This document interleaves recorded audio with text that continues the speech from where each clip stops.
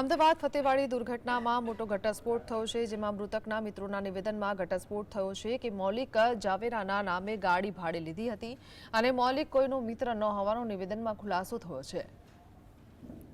Scorpio ગાડી 3500 રૂપિયાના ભાડે લાવ્યા હતા અને મૌલિક રૂતાયુ હૃદય ધ્રુવ ગાડી લેવા ગયા હતા તો મૌલિક જાવેરાએ આપેલ નિવેદન ખોટું સાબિત થયું છે। પોલીસની તપાસમાં સામે આવ્યું છે કે વસ્ત્રાપુરથી ગાડી ફતેવાડી સુધી રૂતાયુ સોલંકી ચલાવતો હતો તો યક્ષે એક્સિલેટર પર પગ મૂકતા કાર કેનાલમાં ખાબકી હતી। પોલીસે 3 સગીરના નિવેદન લઈ તપાસ હાથ ધરી છે। 7 જેટલા મિત્રોએ રીલ્સ બનાવવા અને ફોટો પાડવા માટે સ્કોર્પિયો ગાડી ભાડે લેવા વિચાર કર્યો હતો। સગીરની ઉંમર નાની હોવાથી અને લાયસન્સ ના હોવાથી મૌલિક જાવેરાના નામે ગાડી ભાડે લીધી હતી। 4 કલાકના 3500 રૂપિયા લેખે સ્કોર્પિયો ગાડી ભાડે નક્કી કરાઈ હતી।